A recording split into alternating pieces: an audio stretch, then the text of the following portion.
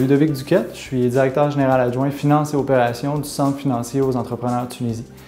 Donc en fait, le Centre financier aux entrepreneurs, c'est une institution de microfinance qui vise principalement à donner des crédits aux micro et petits entrepreneurs de la Tunisie.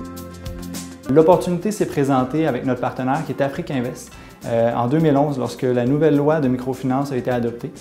Donc c'est Afrique-Invest qui a vu justement l'opportunité pour le CFE de pouvoir desservir un nouveau marché. Donc l'étude de marché nous a permis de se rendre compte qu'on avait vraiment un gap à desservir au niveau de la clientèle de microfinance. On avait les AMC d'un côté qui desservaient les plus petits besoins, on avait les banques au niveau des plus gros besoins, mais il y avait encore un gap très important au niveau des besoins à desservir de la microfinance. Donc c'est pour ça qu'on a décidé de venir en Tunisie.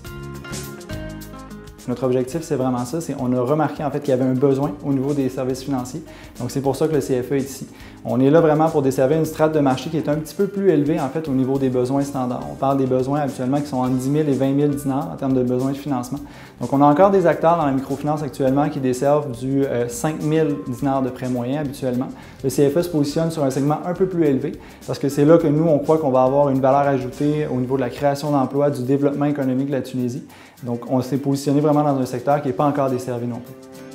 Notre autre partenaire, en fait, c'est Afrique-Invest. Donc, le groupe Afrique-Invest, qui est un partenaire très important pour nous, principalement en Afrique.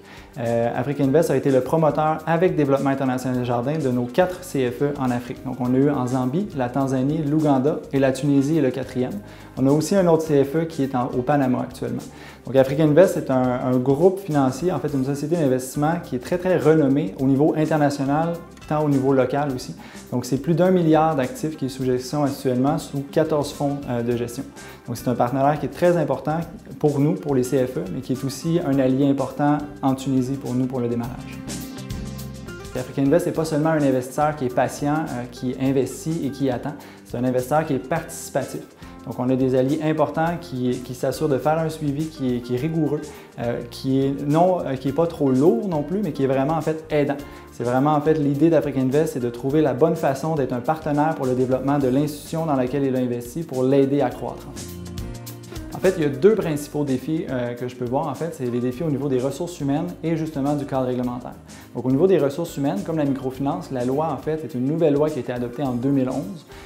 La microfinance est encore très jeune en Tunisie. Donc, c'est très dur de trouver des gens avec beaucoup d'expérience en microfinance, principalement dans le secteur de la MPE, la micro et petite entreprise, parce que c'est tout nouveau, en fait. Donc, c'est un risque qui est présent, mais en fait, le fait d'avoir justement des partenaires stratégiques comme Développement international Desjardins, des gens qui viennent d'un réseau, en fait, d'un modèle qui a déjà été établi, ça permet en fait justement de travailler sur ces ressources-là, de les former, de faire un transfert d'expertise.